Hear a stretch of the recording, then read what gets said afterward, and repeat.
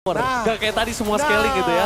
Oke, tanpa berlama-lama kita akan menyaksikan langsung aja. Let's go to the lane of time. Siapa yang akan mengamankan match points? Tentunya di game kali ini posisi 1-1 dan reset kembali. Dan tampaknya tadi Ji, lu ngeliat Cloud dan langsung bener Cloud muncul. Kayaknya ini berarti udah enak banget ya lawan mungkin dari Yves-nya, dari Moskovnya, no problem. Nah, kondisinya kali ini kita lihat. If dari Suns ini sangat power. Dan kalau ngomongin ke arah yang bisa nge-reach ke arah backline dengan kondisi dari Widi, ini nggak wise banget kalau ke arah Suns. Dia harus bisa mempertimbangkan di mana Xavero dan juga Kyrie. Dan satu-satunya yang bisa ke backline ketika udah Aran buka, ketika udah Fabian buka, dan udah Widi buka, itu Cloud. Dan dia butuh purify ketika cowoknya udah di-pick. Sebenarnya ini cukup divey ya. 5-5 Divey semua. dari Liquid ini bisa masuk ke belakang. Betul, diving cukup semua. agresif, cukup invasif. Dan apakah Onyx bisa bertahan dengan formasi mereka. Satu flicker tadi udah dibuang oleh Suns. Tentunya ini sebuah keuntungan kecil untuk tim Liquid ketika nanti neutral objective yang pertama sudah muncul di Land of Dawn. Jadi sekalipun Suns berada di level 4, ini nggak worry lagi untuk para pasukan dari tim Liquid untuk nge-reach Suns. Itu nggak worry lagi. Kenapa? Sekalipun dia punya real world manipulation, dia tetap bisa kelihatan kok. Dia nggak punya skill escape mechanism. Nggak ada Matilda di sini. Cowoknya juga pasti ngelakuin gangguan terhadap sosok seorang Fabian. Jadi ini power yang cukup mahal sih kalau gue bilang tadi yang didapatkan oleh seorang Yeskiel. Poin pentingnya tadi di Yeskiel, lebih tepatnya. Ditambah lagi Widi masih ada flicker dan Onyx tahu itu kayaknya. Makanya mereka juga nggak terlalu gegabah untuk mengamankan netral objektif. Kita udah kalah trade, yaudah kita mainnya kompensasi, cari kompensasi lain aja. Karena gini Gon, kalau dari sudut pandang gue tadi ketika Suns udah flicker, itu kan udah mengurangi power mereka ketika di arah pit turtle. Ditambah lagi kalau kalah retribution dan Kyrie-nya tumbang. Rugi banget. Ini rugi banget, ini early power yang dimiliki dari Kyrie. Early-nya gagal, mid to the late game. Kyrie cuma bisa bermain dengan split push. Ya, ini Nolan tuh sebenarnya kalau aku ngeliat mainnya tuh mirip-mirip YSS. Yang penting farming, level 15 secepatnya dan baru bisa melakukan signifikan. Mungkin ganking kesana sini. Tapi jujur gue gak setuju. Oh oke. Jujur gue gak setuju. Bahwa maksudnya agresif dari early. Dari early justru powernya dia di awal. Dia kalau bisa dapetin dalam kondisi saat ini, dengan power defensif dari tim musuhnya nggak ada dan nggak bisa ngelawan balik, ini mainin Nolannya di situ. Kalau gua, lo nggak dapet ganking, oke. Ya, Kalau asal dapetin di ganking mid ya. to the late game, ini kalau dia udah nggak bisa dapetin satu point kill, masih ada Purify Wind of Nature. Ini dia tinggal main apa sekarang? Tinggal main split push bos. Malah berat untuk Kyrie. Benar.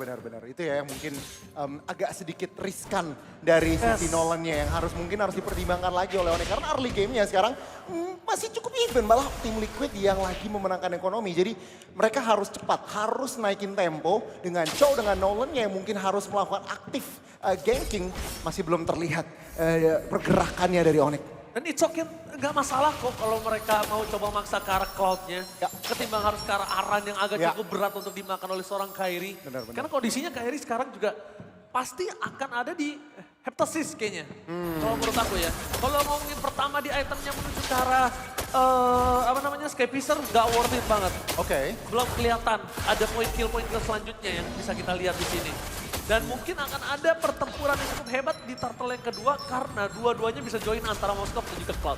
Ya ini tampaknya kemungkinan. Untuk 2 game pertama seenggaknya first blood udah digapai loh. Ketika turtle fight pertama ini 4 menit sudah berjalan belum ada first blood.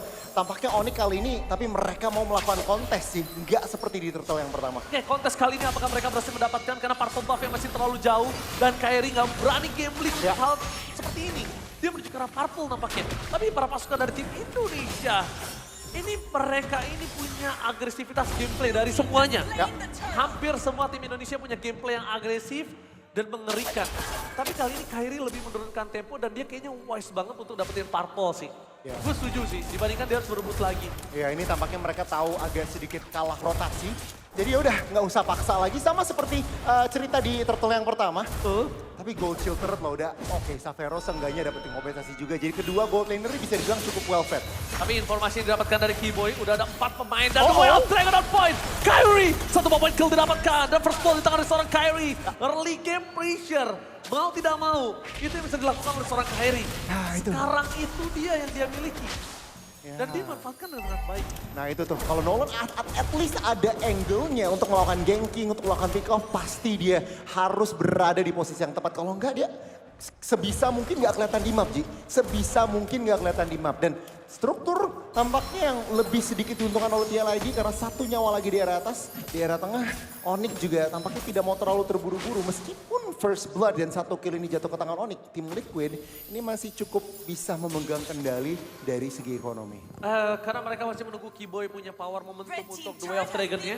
Tapi kali ini dengan kondisi kalau misalnya Fabian menuju ke arah War Axe, ya dan itu dia, betul sekali. Dia menuju ke arah War Axe, dia akan lebih sustain. Dia akan lebih berani kalau ketemu Kairi sampai saat ini. Dan kalau misalnya kondisi dari para pasukan dari tim Onyx, mereka lagi nge-buying time. Sadar gak gue? Dia nge-relay banget game ini ke arah belakang. Dia nge-stretch game ini supaya Xavero punya power. Dia benar-benar nge-stretch ini untuk Xavero dan Suns. Dan itu yang terjadi saat ini. Tidak terlalu bermain agresif. Pick over juga nggak dilakukan Kairi dengan sosok dari Nolannya. Berarti tandanya setidaknya dia ngelihat Moskov ini bisa menjadi jawaban untuk mereka di area lead.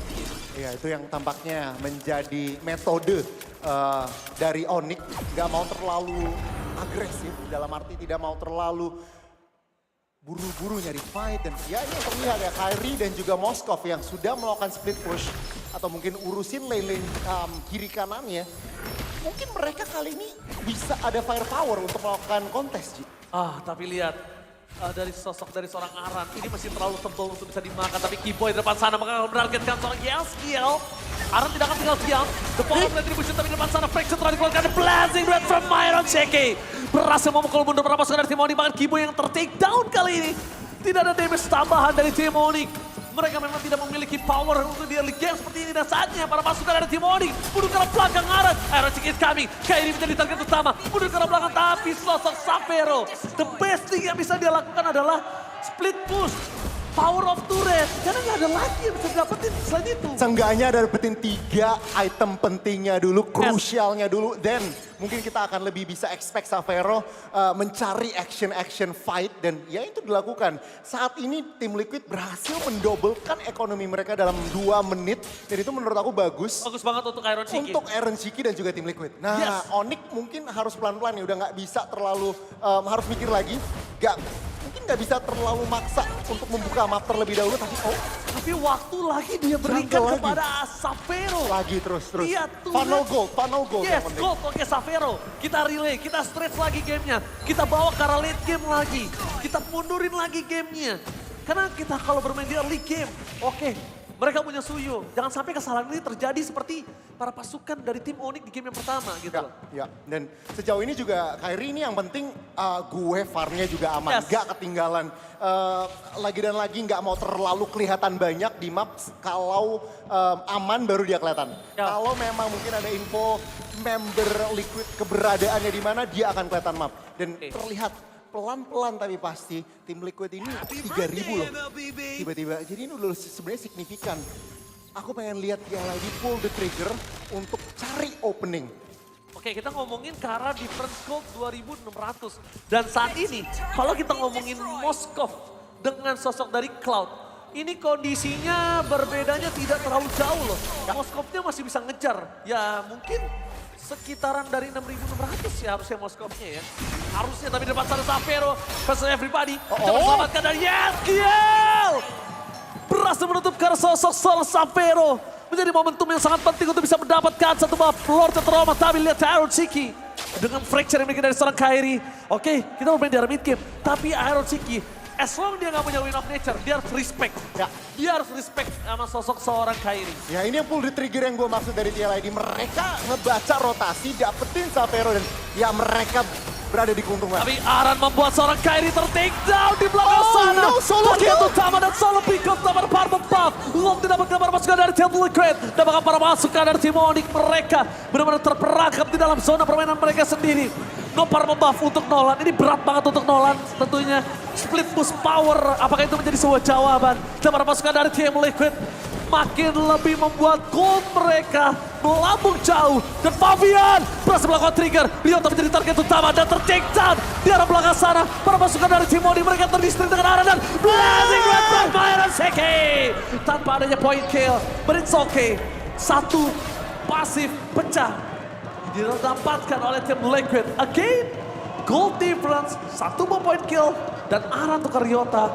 masih oke untuk Liquid. Keuntungan di atas keuntungan yang dialami oleh tim Liquid. Dapetin Lord, dapetin pick up, dan kali dengan adanya Lord, ini bener-bener full offense. Meskipun tanpa ada Aran, ini 2 Berserk bisa hancur. Widdy, available sebentar lagi dengan ada sosok dari Flicker yang dia miliki. Meanwhile di arah top lane sana, turret berhasil didapatkan tanpa ada sedikit hambatan. Turret top lane, base dengan menit 10. Itu kayak kerugian yang luar biasa, tidak bisa dibendung. Untung masih cuma 1. Kirain tadi mau coba di area bawah. Tapi tampaknya ya mereka call-nya udah kita mundur dulu. Xavero udah ada 3 item. Tapi lihat plotnya juga udah ada 3 item. Jadi sebenarnya Eren Chiki ini damage-nya udah nggak bisa dianggap remeh. Dan bahkan wow Eren Chiki Nah, respect. sangat-sangat intelijen. Dia ngambil ke arah Wind of Nature, lebih ke arah respect terlebih dahulu. Supaya sehingga kalau emang ada terjadi ancaman dari sisi fisik Kairi atau Xavero, bahkan mungkin Ryota, dia aman. Ya betul, aku setuju banget Gori. Dan bahkan sebenarnya yang lebih mengancam adalah Kairi di sini. Dari tadi, kalau misalnya kita lihat, Kairi masih kelihatan di map. Kalau nanti tiba-tiba Kairi nggak ada di map, kondisi ada Lord yang mau muncul, ganking terjadi ke arah Iron Siki, sekalipun ada flick, ada retribution yang keluar dari Kairi, itu tetap masih mahal banget loh. Ya. Itu tetap masih mahal. Ya. Dan untuk mengantisipasi pergerakan tersebut, Wind of Nature wise decision banget. Walaupun dia owningnya 5.000 ya, bisa aja loh. Bisa aja dia menuju ke arah Rose Gold Mayfield. Atau ya Malefic misalkan kalau Malefic emang bener-bener sekalian. mau langsung berasa banget. Dan oke, pelan-pelan lagi tentunya turun tempo. Ini berbeda ya dia dari game yang pertama dan kedua, di mana action pack banget. Ini game yang ketiga cukup rendah Ya. total killnya. Tapi lihat di depan sana, kalau Keyboy tentang Kararan ini bencana sih. Nggak bisa. Itu bakal merugikan para pasukan dari tim Onyx. Dia bakal ditabrak habis, minimal banget Lord didapatkan. Nah, itu yang nggak mungkin tentunya dibiarkan oleh Onyx. 15 detik ke arah Lord selanjutnya. Dan untuk saat ini map 65-35 ini dimiliki oleh tim Liquid, bahkan mungkin 70-30. Jadi tim Liquid mereka juga nggak terlalu buru-buru. Mereka tahu far lane ngedorong ujung. Jadi ya udah mereka take their time, mereka cukup tenang. Dan ya ini mestinya free Lord sih. Onyx harus defend, fokus defend. Tapi nampaknya di depan sana mereka mencoba mendapatkan sosok seorang Winnie dengan fracture yang damage masih belum cukup. Bahkan Keyboy ter-take down. Dengan Sky Beast yang bikin para pasukan dari tim Liquid. Mereka menghilangkan Keyboy di saat Lord didapatkan. Ketika di saat mereka harus melakukan defensif. All in yang gak all in banget. Keraguan dari offensif yang dibikin dari tim Onyx. Gori. Firepower-nya kurang, Ji. Firepower-nya kurang dan kurang burst. Yves DPS, Moskov juga DPS. Dan tampaknya tim Liquid, apalagi sosok Aran yang tebal sekali. Ini bukan targeting yang tepat. Tim Liquid kali ini dengan base di area atas ini terbuka. Apakah kita akan melihat game yang relatif cepat lagi? Lagi dan lagi. Onyx, mereka harus melakukan defense. Apakah mereka mampu? Bisa. Mereka ada Yves, mereka ada Moskov. Ryota bisa buying time, tapi kita lihat eksekusinya. Apakah ini final push di game kali ini? Apakah ini menjadi final push seperti kata Goni? Meanwhile dari seorang Xavero coba memberikan damage menuju ke arah piercing ke arah belakang. Para pasukan dari tim Onyx mereka belum mendapatkan Keyboy. Almost is never enough. Fokus dari damage yang diberikan, tapi lihat WD. Blazing Grab dari sosok seorang Iron Siki. Berhasil mendistek para pasukan dari tim Onyx. Tapi nampaknya masih mereka bisa membalikan kembali ke arah Keyboy. The Way of Dragon yang dimiliki oleh seorang Keyboy memang tidak keluar. Tapi di sana Keyboy harus ter-take down. Meanwhile para pasukan dari tim Onyx mereka tidak boleh kehilangan seorang Xavero sedikit pun. Karena damage dari Xavero lah yang menyelamatkan semua. Piercing strike ke arah belakangnya. Yang membuat para pasukan dari tim Liquid akhirnya mundur. Bahkan Iron Siki sekalipun. Dia harus menggunakan Malefic Gun. Dia gak mau berdekatan dengan sosok Xavero. Kalau bisa gak head to head. Wow, ini Onyx dan juga tim Liquid. Mereka menunjukkan display offense dan juga defense yang bagus, Ji. Betul. Onyx mereka memang harus mengorbankan satu turret di area tengah, tapi seenggaknya base utamanya mereka tidak berhasil dihancurkan. Sebuah mungkin sedikit miskalkulasi tadi dari tim Liquid, di mana Blazing Duet ya memang berhasil memukul mundur, tapi Onyx dengan itu berhasil reset lagi dan ya kembali ke arah mungkin nunggu Lord lagi ke arah semenit. Tapi ingat tim Liquid ini mereka benar-benar masih memegang map, kendali 8.000 hampir 10.000 tentunya gold. Ini bukan kabar yang baik sih. Kalau Lord yang kali ini berhasil diamankan tanpa adanya korban dari tim Liquid, ini mestinya bisa menutup game kali ini. Kalau menurut aku untuk membuat Lord kali ini tanpa ada korban agak cukup berat. satu-satunya yang bisa dimiliki dari para pasukan dari tim Onyx adalah gimana caranya Xavero ini dorong dulu far lane-nya. Oke. Gimana caranya mid lane-nya mereka clear dulu. Ya.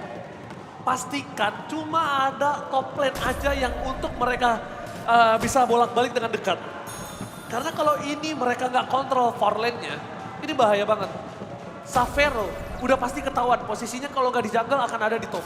Oke. Kalau di far lane, Xavero bisa datang kapanpun. Ya. Tapi kalau dia nggak datang sekalipun, tim fight jadi menangkan dari tim Onyx walaupun dia nggak dapat Lord, dia dapetin turret. Ya. Gamblingnya harus tepat dan call dari siapapun dari tim Onyx ini harus benar-benar on point. Harus perfect banget. Pensil tampaknya menjadi call-nya. Onsil menjadi call-nya dari seorang Keyboy, terdeteksi oleh seorang Yaskiel, tapi nampaknya sosok dari seorang Ryota harus membuka badan di sana. Iron CK masih ada Dexter dan Xavero. Ingat, Widdy bisa ada dimanapun, kapanpun untuk bisa menutup ke arah seorang Xavero. Satu kali team fight, tapi Keyboy kali ini Way of Strike menuju ke arah seorang Widdy. Masih dapatkan tapi Blazing Duet from Iron CK. Berhasil memporak-porandakan tapi tampaknya ada kekuatan dari Xavero. Kehilangan sosok seorang Ryota membuat permasukan dari tim Onyx kali ini harus mundur ke arah belakang. 2 berbanding 1 gak terlalu worth it. Moskow udah mulai masuk, tapi nampaknya Fabian sadar akan hal tersebut dan melakukan covering up kepada sosok seorang Iron CK. Mau nggak mau Onyx harus melepas Lordnya. Lagi, Iya lagi dan eksekusi Lord Take yang sangat-sangat baik oleh tim Liquid. Mereka harus kehilangan video. Aran gak ada Immortality yang bisa menyelamatkan dia dan bahkan dengan ada sosok seorang Aran, Immortality dengan seorang Kairi, ini gak worth it sama sekali. Best ada di depan mata, Suns featuring Xavero mampukah menyelamatkan best mereka. Keyboy, no flicker for this time, only the way of second. Dan ini bencana, Blazing Duet with Twitter Cloud, fokus ke arah best, gak peduli apapun yang terjadi. Dan Team Liquid berhasil mengamankan game yang ketiga dengan sangat cepat. Wow! Ladies and gentlemen, Team Liquid, mereka mengamankan poin match